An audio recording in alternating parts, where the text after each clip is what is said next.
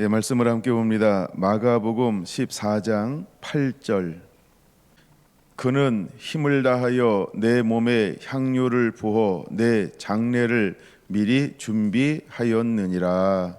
아멘. 자, 오늘은 마가복음 48번째 시간입니다.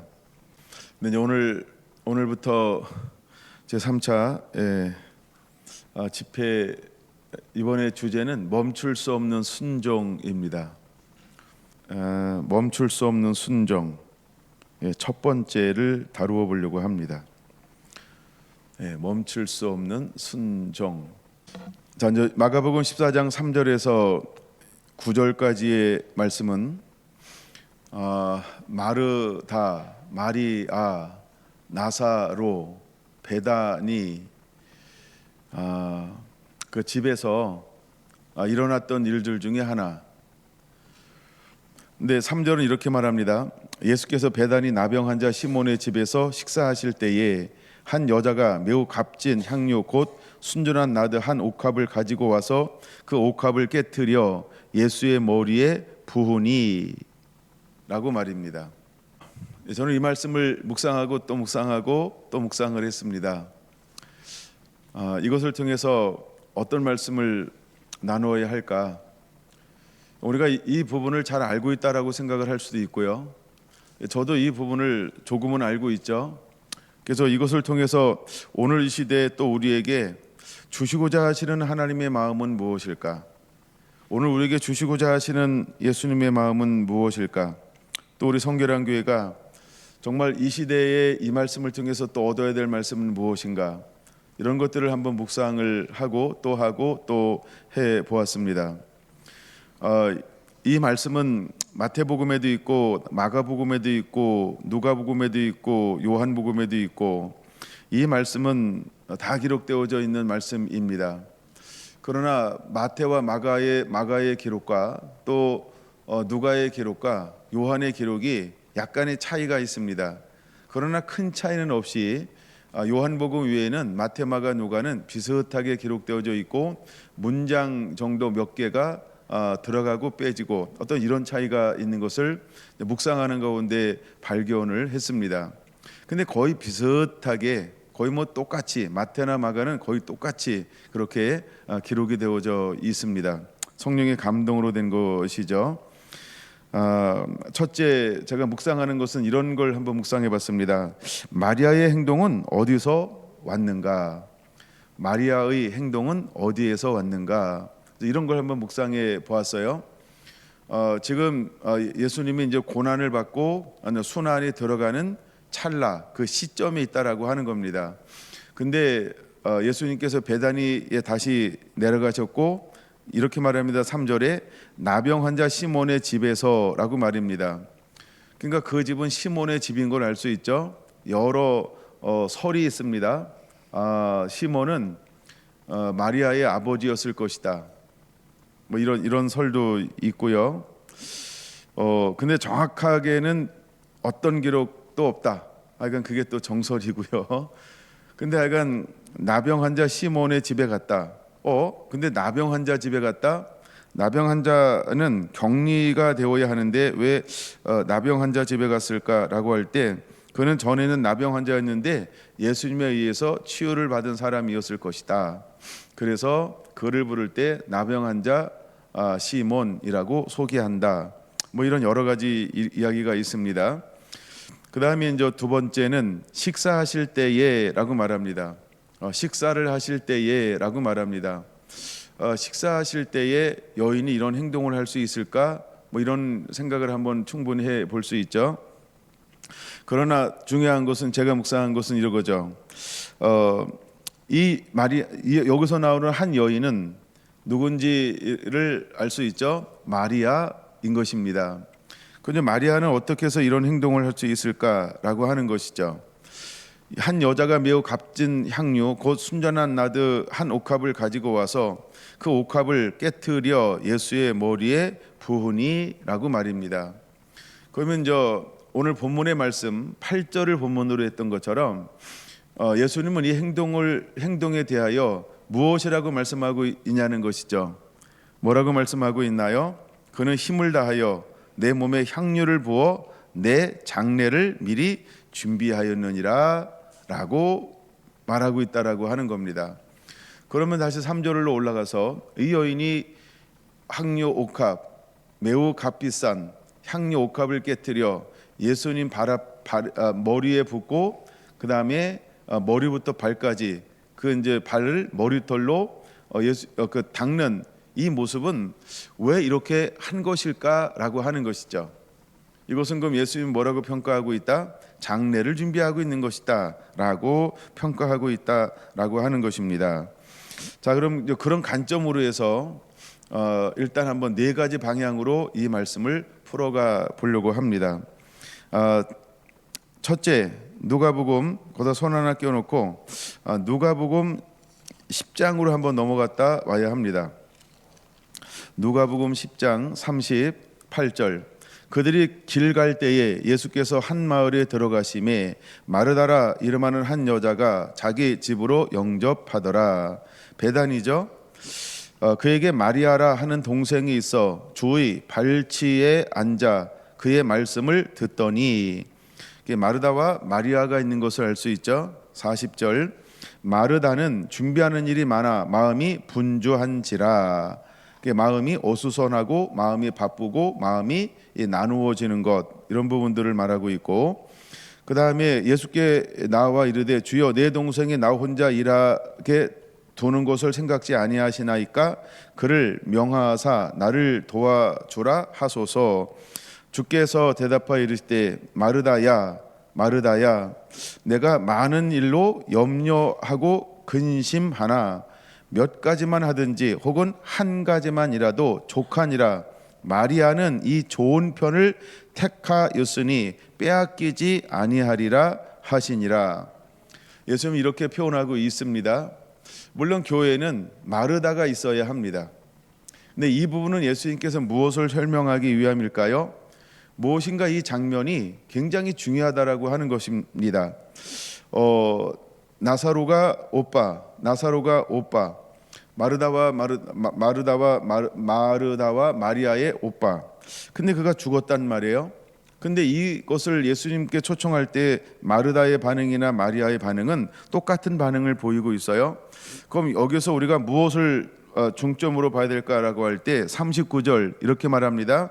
주의 발치에 앉아 그의 말씀을 듣더니, 이것이 포인트인 것입니다. 그러면 마르다와 마리아의 차이점은 무엇이었을까? 옥합을 깨뜨린 한 여인은 누구였을까? 마리아라고 성경은 소개하고 있습니다. 그러면 마르다와 마리아의 차이점이 무엇이었을까라고 하는 거죠. 마르다는 하나님의 말씀에 듣는 태도가 달랐다라고 하는 겁니다. 그래서 그렇게 볼 수 있는 거죠. 말씀을 듣는 태도가 중요하다라는 것을 알 수 있습니다. 우리도 무엇을 가져야 할까라고 할 때 말씀을 대하는 태도가 달라야 한다라고 하는 것입니다. 말씀을 듣는 태도가 어떻게 달라야 할까? 마리아는 경청할 줄 아는 사람이었다라는 겁니다. 첫째, 그는 경청할 줄 아는 사람이었다라고 하는 거죠. 둘째, 그는 마음으로 듣는 사람이라고 하는 겁니다. 그는 마음으로 말씀을 들을 줄 아는 사람이었다라고 하는 겁니다. 셋째가 가장 중요하죠. 그는 옥토라고 하는 것입니다. 마리아는 옥토라고 하는 겁니다. 말씀을 듣는 태도를 우리가 봐야 되는데, 첫째, 그는 경청할 줄 알았다는 것이죠. 그는 마음으로 듣는 여인이었다는 거죠. 셋째, 그는 옥토였다라고 하는 걸 알 수 있습니다. 누가복음 8장에 밭의 비유를 하면서 옥토는 어떤 사람이라고 15절에 비유하고 있냐면, 좋은 땅에 있다는 것은 착하고 좋은 마음으로 말씀을 듣고 지키어 인내로 결실하는 자니라 라고 하는 것입니다. 그러면 마리아는 어떻게 말씀을 듣는 사람이었을까요? 그 말씀을 듣고 지켜 인내하고 있는 여인이었다라고 하는 것입니다. 그래서 누가복음 10장에서 먼저 보여주고 싶은 것은 무엇이냐 하면 말씀을 듣는 태도를 우리에게 보여주고 싶은 것입니다. 이제 우리도 마리아가 걸어간 길을 걸어가기 위해서 우리에게 무엇이 필요할까? 즉 멈출 수 없는 순종은 아무나 하는 게 아니라고 하는 겁니다. 누가 온전히 순종할 수 있을까요? 누가 주님의 마음을 시원케 할 수 있을까요? 누가 주님의 예언적 장례를 예비하고 준비할 수 있을까요? 말씀을 마음으로 듣는 마음이 옥토가 된 사람만이 마리아처럼 예수님의 길을 예비할 수 있다라고 하는 것입니다. 그러면 오늘 우리에게도 무엇이 필요할까요? 우리는 멈출 수 없는 순종하는 삶을 살기 위해서 첫째, 말씀을 듣는 태도가 달라야 한다라고 하는 것입니다. 자, 우리는 2025년을 들어서면서 1월달, 2월달, 3월달 한 달에 한 번 신약을 일독하기 위하여 하루에 9장씩 소리내어 읽으며 달려가고 있습니다. 어떤 분들은 굉장히 속도가 빨라요. 그래서 벌써 3독을 끝낸 분들도 계시고, 또 여전히 순서대로 차근차근 하면서 개인적으로 성경을 더 읽는 분들도 많이 있는 것으로 알고 있어요. 그 다음에 어떤 분은 이제 7독을 넘어서 8독을 향하여 가는 분도 있습니다. 예, 오늘 우리 서울 비전센터 센터장 윤혜경 목사님이 내려오셨는데 하여간 그렇게 8독을 향하여 열심히 달려가고 있어요. 대단한 겁니다. 하여간 그렇게 말씀을 읽고 나가고 있어요. 그럼 우리에게 필요한 것이 무엇인가라고 할 때 이 여인처럼 하나님의 말씀을 대하는 태도가 중요하다라고 하는 것입니다. 그러나 마리아가 언제나 예수님 발치 앞에 서서 말씀을 듣는 것으로만 한 것은 아니다라고 하는 걸 우리가 알아야 합니다. 그도 여전히 예수님께서 오셨을 때 마르다처럼 오신 예수님을 영접하고 대접하기 위해서 함께 언니와 더불어서 열심히 준비했던 삶을 살았다라고 하는 것입니다. 그런데 이때 마리아는 무엇을 더 집중했다라고 하는 거예요? 예수님 말씀에 더 집중하게 되었다라고 하는 것을 우리가 잊지 않아야 한다라고 하는 것입니다. 자, 그 부분을 좀 살펴보기 위해서 먼저 우리가 찾아볼 것은 이제 14장 8절의 말씀을 다시 한번 보고 다른 데로 넘어가서 그 부분을 좀 보여주려고 합니다.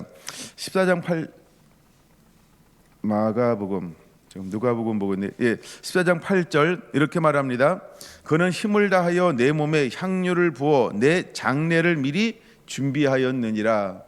그러면 물론 이 여인은 내가 장례를 준비했어요 라고 고백하는 것은 없습니다. 다만 3절에서 무엇으로만 드러나는 것이죠? 액션으로만 드러나는 것이죠. 헌신으로만 드러나는 것이죠. 뜨거운 사랑으로만 드러나는 것이죠. 남들이 하지 않은 어떤 그 이스라엘 문화 가운데 있는 풍습 중에 하나로 예수님에게 향료를 꼭지를 열어서 그 향료 순전한 나들을 예수님에게 전부 부었다라고 하는 행동으로 드러나고 있다라고 하는 것입니다. 그러면 그 행동을 왜 하게 되었냐라고 하는 것입니다. 그것을 성경으로 이거는 마태복음으로 보는 것이 훨씬 더 좋기 때문에 마태복음으로 보려고 합니다. 어떻게 크게 두 번째 장례를 예비함, 크게 두 번째 장례를 예비함.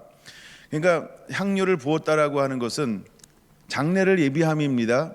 근데 왜 마리아는 식사하는 자리에 와서 순전한 나드의 뚜껑을 열고 예수님의 몸에 붓기 시작했냐라고 하는 것이죠. 무엇 때문에 그렇게 했느냐라고 하는 것입니다. 자, 그것은 첫째 마태복음 16장 21절인 것입니다. 마리아는 예수님을 따라다녔을까요? 베다니에만 머물렀을까요? 라는 생각을 한번 해보았습니다. 예수님이 사역하는 가운데 가장 사랑했던, 가장 머물기 좋아했던, 가장 찾아갔던 집 중에 하나가 누구의 집일까요? 바로 이 마리아의 집입니다. 마르다의 집입니다. 나사로가 있는 이 집이었습니다. 왜 이 집을 그렇게 좋아했을까? 시간 남은 또 그 부분을 좀 설명해 나중에 드릴 것입니다. 근데 예수님은 그 집에 가는 것을 무척이나 좋아했다라고 하는 것입니다. 그런 걸 보면 이 가정의 자매와 형제는 예수님을 집에 올 때만 영접한 것이 아니고 사역에 함께 따라다녔을 가능성이 매우 높다라고 하는 것입니다. 자, 그것을 전제로 해서 말씀을 들어야 합니다. 16장 21절이 핵심 구절입니다. 16장 21절. 자, 너희는 나를 누구라고 하느냐? 신앙 고백을 하게 되죠. 그러고 난 다음에 그들의 신앙 고백하고 난 다음에 드디어 예수님은 무엇을 처음으로 공개하기 시작할까요? 죽으심과 부활에 대한 메시지를 드디어 공개하기 시작합니다. 21절 이렇게 말합니다. 이때로부터 예수 그리스도께서 자기가 예루살렘에 올라가 장로들과 대장들과 서기관들에게 많은 고난을 받고 죽임을 당하고 제3일에 살아나야 할 것을 제자들에게 비로소 나타내시니. 자, 이것을 듣고 다른 제자들, 특별히 베드로는 다른 마음을 품음으로 말미암아 사탄이 그 마음에 들어오는 것을 허용했지만 가까이에서 예수님을 수종들면서 섬겼던 마리아는 어떤 태도를 가졌을까요? 작은 것도 놓치지 않는 이 여인의 품성, 또 여인의 특징 중에 그런 것이 있죠. 물론 남자들도 그런 게 있는데 여자들이 그런 게 굉장히 강한 것 같아요. 예, 마음에 품더라 뭐 이런 거. 그 예수님이 시몬과 안나에게 올라가서 이제 할례를 할 때 그들이 했던 말을 마음에 품더라. 이건 누구를 향하여 하는 말이었을까요? 엄마, 여인, 여자, 그렇죠? 예수님의 어머니 마리아를 향하여 그런 말씀을 하십니다. 이런 것처럼 여자들 중에 특징 중에 하나가 뭐냐면 마음에 품는 거예요. 무엇을 아주 사소한 것인데 그걸 놓치지 않고 마음에 품는 특성을 가지고 있어요. 그러니까 마리아는 왜 옥합을 깨트렸냐라고 했을 때 그런 시각으로 제가 한번 바라보는 겁니다. 아, 마리아는 예수님의 말씀을 마음에 품을 줄 아는 여인이었다라고 하는 것입니다. 그래서 첫 번째 무엇을 품었을까? 예수님의 죽으심과 부활에 관한 이 말씀을 베드로는 뿔이 나서 그래서 사탄에게 마음을 뺏겼지만 유일하게 이것을 마음에 품고 있는 한 여인이 있었는데 그 여인이 누구였다? 마리아였다라고 하는 것입니다. 왜 그럴까요? 그래서 제가 첫 번째 정의하고 넘어가는 것이 무엇이냐 하면 말씀을 듣는 태도를 그 첫 번째 잡은 겁니다. 마리아는 말씀을 듣는 태도가 다르다라고 하는 것입니다. 그는 말씀을 들을 때 어떻게 듣는다고요? 첫째, 그는 듣는 귀가 있었어요. 그래서 경청이라는 단어를 썼고요. 두 번째, 그는 말씀을 무엇으로 들어요? 그냥 머리로 듣는 것이 아니고 듣고 잊어버린 것이 아니고 마음판에 들어 마음으로 듣는다라는 겁니다. 그래서 세 번째, 그는 어떤 밭을 가지고 있어요? 옥토를 가지고 있다. 그래서 그렇게 한번 정의를 해보는 겁니다. 이게 마리아라고 하는 것입니다. 그러므로 우리도 말씀을 듣는 태도가 바뀌어야 한다라고 하는 것입니다. 그래서 우리가 은혜 나눔을 할 때 마음으로 듣는 사람들은 이 시간에 들은 말씀을 그대로 받아서 그렇죠? 그것을 함께 교제할 수 있는 것, 또 나눌 수 있는 것, 의도가 무엇인가, 핵심이 무엇인가, 이 말씀을 통해서 무엇을 주기를 원하는가, 이것을 나름대로 잘 정리할 줄 아는 말씀을 듣는 태도가 달랐다라고 하는 것입니다. 우리 안에 그런 은혜들이 임하게 되기를 예수님의 이름으로 축원합니다. 그래서 두 번째 생각해 볼 수 있는 이유가 무엇이냐 하면 왜 장례를 예비하냐라고 하는 겁니다. 장례를 예비하는 이유가 무엇 때문이라고요? 첫째, 마태복음 16장 21절에 죽으심과 부활에 대한 말씀을 그는 허투루 듣지 아니하고 어디다 두었다? 마음에 두었다라고 하는 것입니다. 근데 예수님께서 어느 순간 계속해서 무엇에 대해서 말씀하기 시작했을까요? 내가 예루살렘에 올라갈 것이다. 그리고 고난받을 것이다. 그러고 난 다음에 죽을 거야. 그 다음에 부활하게 될 거지 라는 말씀을 예수님께서 어느 날 갑자기 띄엄띄엄 하기 시작하는데 그 말씀을 이 여인은 마음판에 새기기 시작했다라고 하는 것입니다. 17장 22절을 보겠습니다. 17장 22절, 갈릴리에 모일 때에 예수께서 제자들에게 이르시되 인자가 장차 사람들의 손에 넘겨져 죽임을 당하고 제3일에 살아나리라 하시니 제자들이 매우 근심하더라, 이렇게 표현하고 있습니다. 예수님은 두 번째로 죽으심과 부활에 관한 말씀을 또 나누어 주었습니다. 근데 놀라운 결과가 일어나고 있어요. 첫 번째도 근심함으로 말미암아 베드로가 마음의 문을 열어 사단이 들어오는 합법적 사단이 틈을 탈 수 있는 것을 허용했습니다. 그래서 예수님은 베드로에게 뭐라고 말씀했다고요? 사탄아 내대로 떠나가라. 그는 사람의 일을 생각했다라고 하는 겁니다. 두 번째, 예수님께서 죽으심과 부활에 관한 말씀을 나누어 주었을 때에도 제자들은 무엇을 했다? 근심. 여러분, 근심은 무엇을 합법적으로 열어놓는 걸까요? 사탄아 내 마음이 들어와 나를 흔들어 주렴. 이게 근심이라는 것입니다. 근데 두 번째에도 죽으심과 부활에 관한 말씀을 나누었을 때 이 제자들은 근심하게 했다는 것입니다. 근데 이 말씀을 또 누가 들었을까요? 그렇죠. 함께 예수님과 동행했던 이런 중에 한 명이 누구였을까? 저는 마리아라고 보는 겁니다. 그래서 마리아가 또 이 말씀을 마리아는 어디다 새겼을까요? 마음에 새기는 것입니다. 마음에 새기는 것입니다. 무엇인가 차이점이 자꾸 일어나고 있는 거예요. 제자들과 이 여인의 차이점. 그럼 여러분, 우리는 나를 한번 생각해 봐야 합니다. 나는 말씀을 들을 때마다 그냥 잊어버려. 그다음에 염려해. 이거 나랑 상관없는 거야. 오늘 은혜가 안 되네. 이러고 그냥 옆으로 제껴버려요. 그리고 내가 하고 싶은 대로 일주일 동안 하게 살아요. 근데 이 마리아는 어떻게 했다고요? 이것을 마음판에 새겨요. 그리고 말씀을 듣고 지켜 인내하고 있는 거예요. 이게 옥토라고 하는 것입니다. 그래서 그는 경청할 줄 알아요. 그는 마음으로 듣는 여인이에요. 그러면 그는 옥토를 소유한 여인이었다라고 하는 것입니다. 우리 안에 이런 은혜가 임하게 되기를 원합니다. 세 번째 말씀은 20장 18절입니다. 20장 18절 17절부터 볼까요? 예수께서 예루살렘으로 올라가시려 할 때에 12 제자를 따로 데리시고 길에서 이르시되 뭐라고 말합니까? 보라, 우리가 예루살렘으로 올라가노니 인자가 제사장들과 서기관들에게 넘겨짐에 그들이 죽이기로 결의하고 이방인들에게 넘겨주어 그를 조롱하며 채찍질하며 십자가에 못 박게 할 것이나 제3일에 살아나야 하리라. 아멘. 자, 세 번째에 걸쳐서 이제 예수님은 죽으심과 부활에 관한 말씀을 하고 있다라고 하는 것입니다. 자, 그러면 제자들 중에 입이 다 무거울까요? 입이 싼 사람도 있을까요?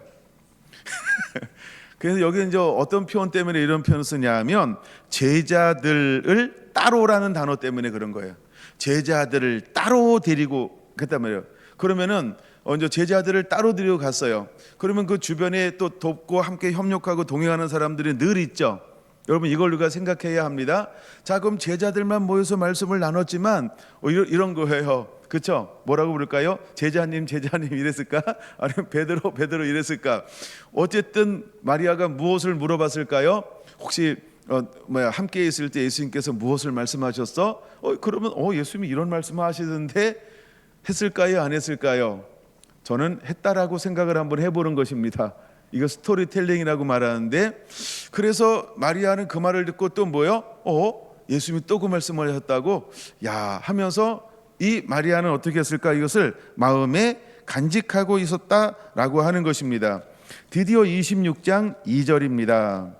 26장 2절 네 번째 말씀입니다. 뭐라고요? 네 번째 말씀이라고요. 26장 마태복음입니다. 26장 2절.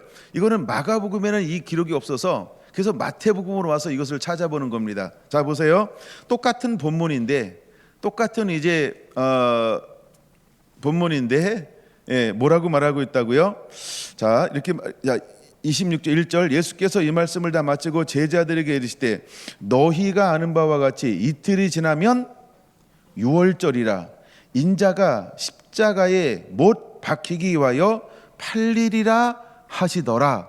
아멘. 또다시 무엇을 말하고 있어요? 예수님의 죽으심, 그렇죠? 예수님의 고난. 근데 이게 마가복음에는 이 본문이 없어요. 그냥 그들의 작정하여 예수님을 죽이려고 꾀하더라, 이제 이렇게만 나와요. 근데 마태복음에는 이렇게 나오고 있다는 것이죠. 이틀이 지나면 유월절이라 인자가 십자가에 못 박히기 위하여 팔리리라. 이 단어가 마가복음에는 없다는 거예요. 그러면 이거 지금 이때를 누가 들은 걸까요? 마리아가.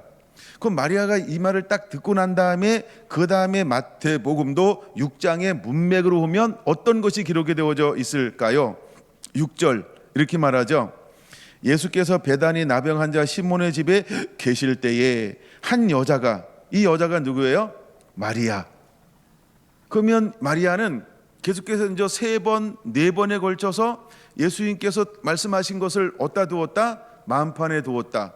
그리고 그는 이제 이 상황을 직감할 때 하나님이 마리아에게 어떤 은혜를 부어주었을까요? 성령의 은혜, 성령의 인도하심, 성령의 감동.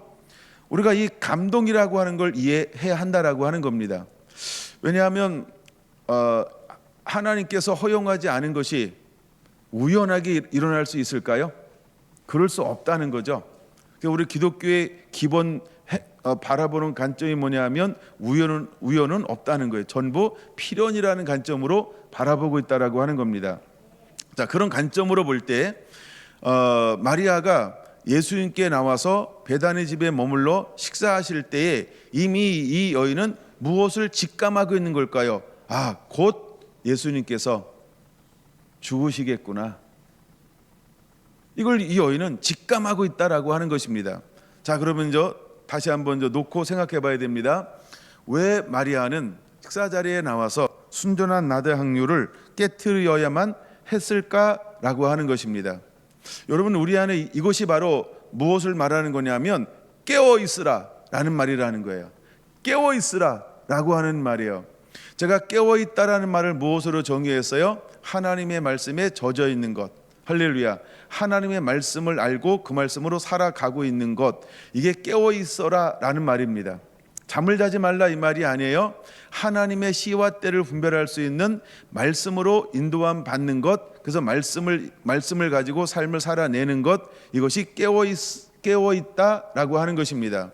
자, 그러면 이 여인은 어떤 여인으로 우리에게 보여주고 있나요? 깨어 있는 것이 어떤 의미인지를 우리에게 보여주고 있는 것이죠.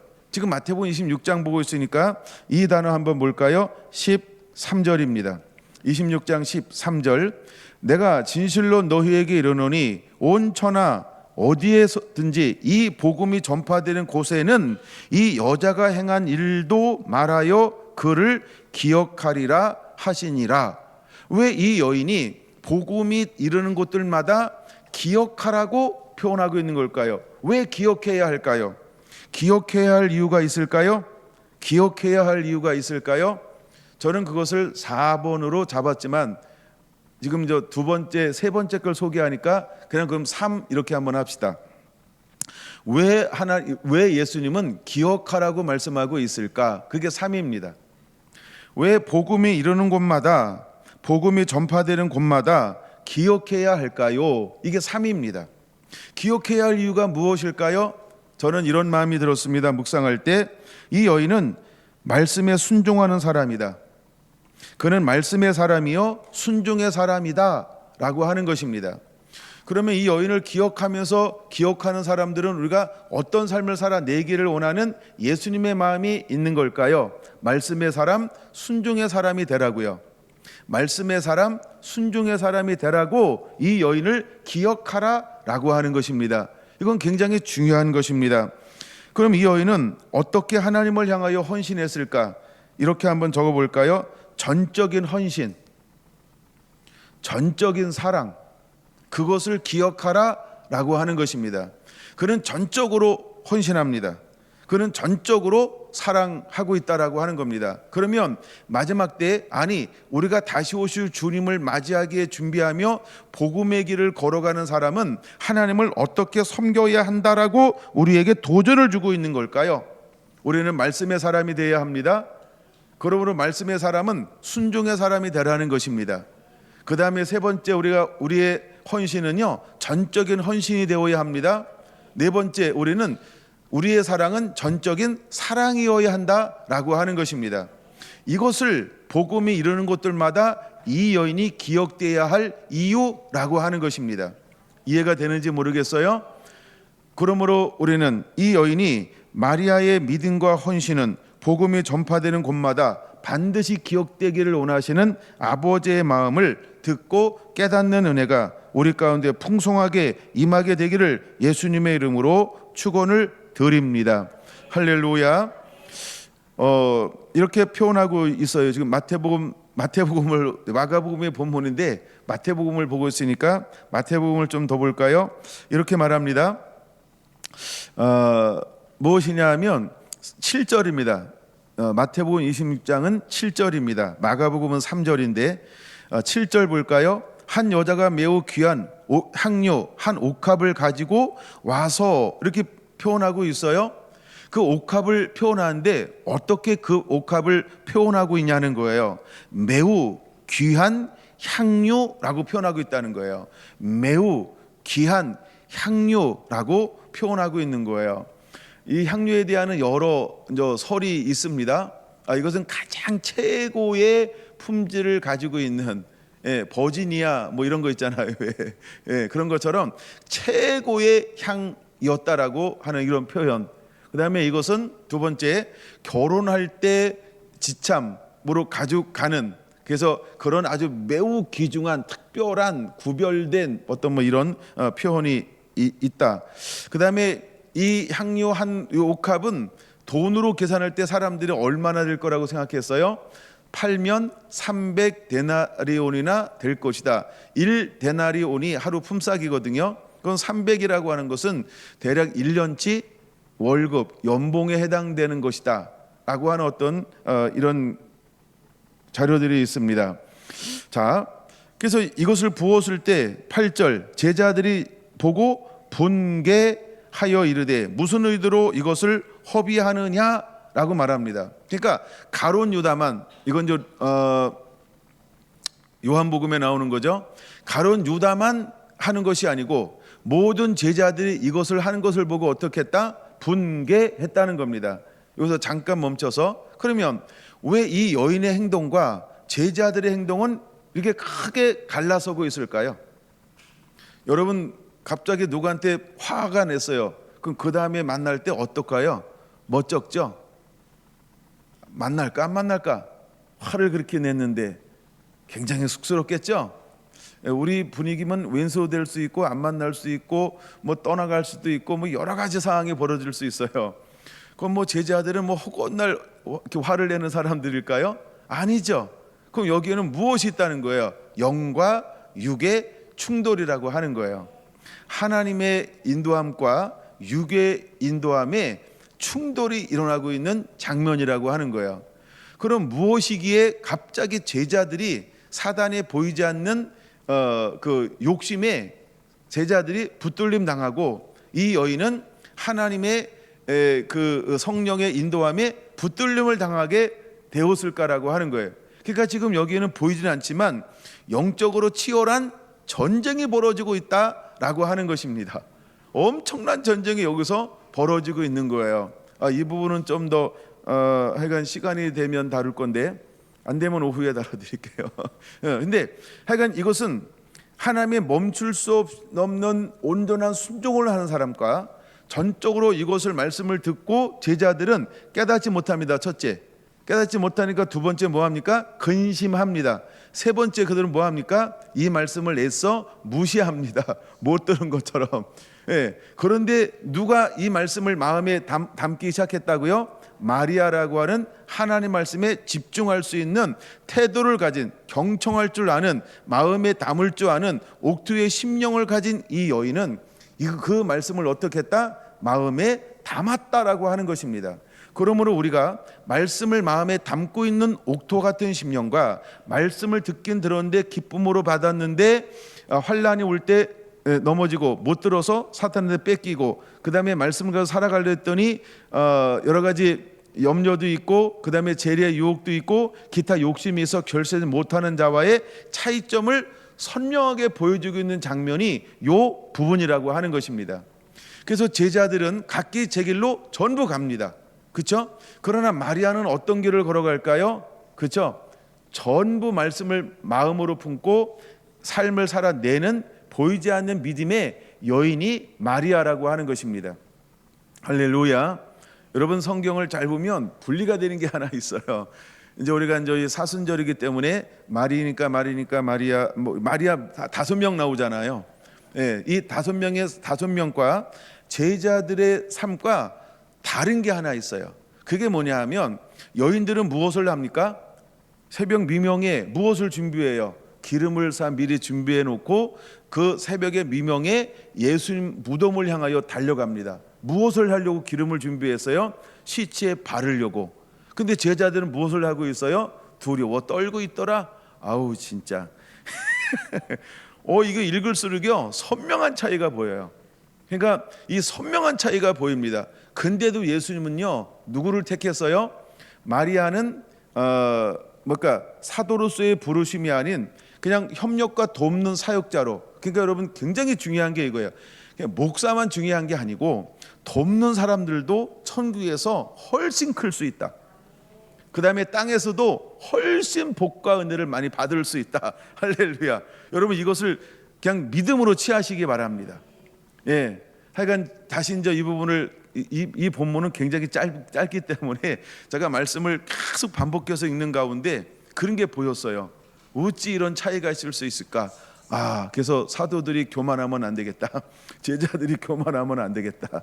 이 이름 없는 무명의 여인들이 있음으로 말미암아 예수님 사역이 그쵸 앞으로 나가고 전진할 수 있고 퍼질 수 있는 강력한 진원지는 사도들인 것처럼 보이지만 어쩌면 이들로 인하여서 번져간 것이다. 하여간 그런 마음이 들 정도로 이 여인들이 굉장한 역할을 하고 있는 것을 보았습니다. 여러분 우리가 그렇게 섬겨내는 교회가 되기를 원합니다. 할렐루야. 자, 그래서 세 번째 것까지 나눴어요. 그럼 네 번째 거를 나눠 보려고 합니다. 네 번째는 뭐냐면 마리아는 영적으로 그러니까 이렇게 쉽게 한번 적을게요. 왜 값비싼 향유를 머리에 부었을까? 이게 네 번째입니다. 왜 값비싼 향유를 머리에 부었을까라고 하는 겁니다. 그게 이제 마태복음은 7장이라고 그랬어요. 이 매우 귀한 향유 한 옥합을 가지고 나와 식사하시는 예수의 머리에 부었다라고 하는 거예요. 왜 부었을까요? 왜 부었을까요? 이게 무엇을 의미하는 걸까요? 이것이 무엇을 의미하는 것일까요? 저는 이것을 이런 식으로 한번 묵상해 봤습니다. 기름 부음이다. 물론 우리 많은 학자들은 어디까지만 보냐면 죽음을 준비한 것이다. 모든 주석 자료들이 거기서 더 이상 나가는 거 한 개도 없어요. 그러나 그것 그대로 인정합시다. 죽음을 준비한 거 맞아요. 왜?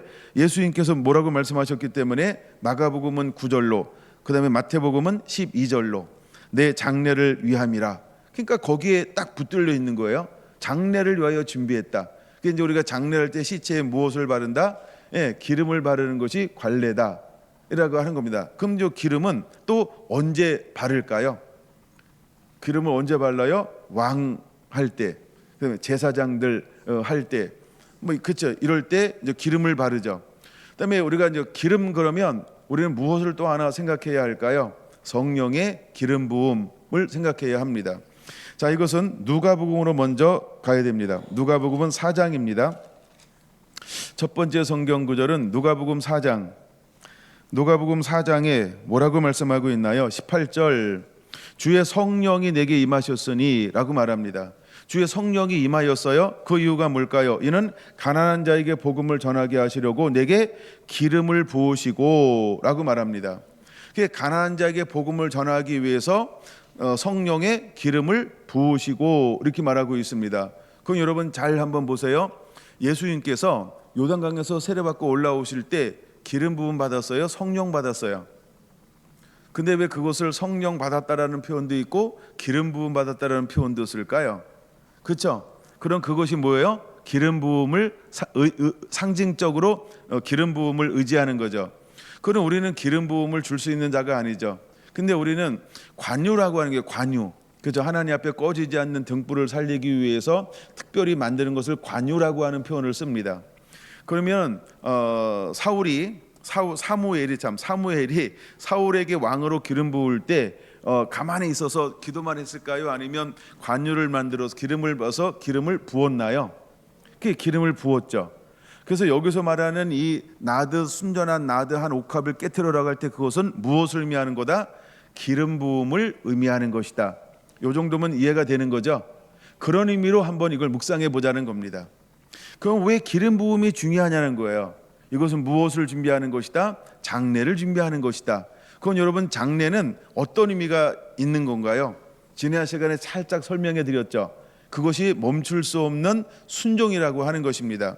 예수님은 겟세마네 동산에서 나의 원대로 마옵시고 아버지의 원대로 되기를 원하나이다라고 자기를 철저하게 뭐 했어요? 하나님 앞에 의탁했어요. 그리고 전적으로 의탁, 두 번째는 순종했다라고 하는 겁니다. 그것이 무엇이라고요? 십자가 길이라고 하는 것입니다. 그러면 그 길을 걸어가기 위해서 예수님에게 무엇이 필요했을까요? 기름 부음이요. 근데 그 기름 부음을 누가 했다고요? 한 여인을 통하여 하나님의 은혜를 부어서 한 여인을 통하여 예수님께 뭐하게 하셨어요? 기름 붓게 하셨다는 거예요. 이걸 걸어 예수님이 뭐라고 표현했다고요? 그는 나의 장례를 예비한 것이다 라고 하는 것입니다. 그러니까 이거 기름 부음이라고 하는 것이죠. 그러니까 기름 부음이라는 것으로 한번 묵상해 보라는 것입니다. 그러면 예수님께서 사역을 하시기 전에, 그는 공생애를 시작하기 전에 무엇으로부터 시작이 되어지나요? 기름 받음으로, 그렇죠? 기름 부어짐을 받음으로 사역이 시작되는 것을 볼 수 있습니다. 18절 19절은 여러분 참고하시고, 근데 이 말씀은 어디에서 인용한 말씀일까요? 이사야 61장입니다. 이사야 61장을 한번 보겠습니다. 이사야 61장 1절을 보겠습니다. 주 여호와의 영이 내게 내리셨으니 이는 여호와께서 내게 기름을 부으사라고 하는 거예요. 이 행동이 지금 무엇으로 하는 거라고요? 내게 기름을 부으사라고 하는 거라는 거예요. 그래서 가난한 자에게 하면서 인용했던 말씀을 그대로 2절 3절 말하고 있습니다. 그 다음에 기름 부음 받은 자들이 4절에 하는 것이 있습니다. 무엇을 할까요? 오래 항폐되었던 곳을 다시 쌓을 것이며 옛부터 무너진 곳을 다시 일으킬 것이며 항폐한 성읍 곧 대대로 무너져 있던 것들을 중수할 것이며 하면서 쭉 이 기름 부음 받은 자를 통하여만 할 수 있는 마지막에 회복에 관한 메시지를 하고 있다라고 하는 것입니다. 그럼 이것은 한 여인이 와서 값비싼 향료, 순전한 나드를 머리에서 발까지 온몸에 부었다라고 하는 것은 무엇을 의미하는 것일까라고 할 때 죽으심을 예비하시는 기름 부음의 행위로 보아야 한다는 것입니다. 근데 예수님의 죽으심을 예비하는 기름 부음의 행위는 어떻게 이루어졌냐는 거예요. 이것은 헌신적 사랑으로 이루어졌다라고 하는 것입니다. 헌신적 사랑으로 이루어졌다라고 하는 것입니다. 그래서 이 여인이 복음이 이르는 곳들마다 이 여인이 행한 것이 기억되어야 할 이유가 되어지는 것입니다. 할렐루야, 할렐루야. 여러분, 주님은 우리에게 이 사명을 맡긴 것입니다. 그래서 마지막 때 주께서 오시기 위해서 우리가 어떤 하나님의 사람으로 일어나야 할까요? 헌신적 사랑, 전적인 헌신, 말씀의 사람, 순종의 사람으로 일어나야 한다라고 하는 것을 우리에게 보여주고 있는 것입니다. 할렐루야. 그래서 마가복음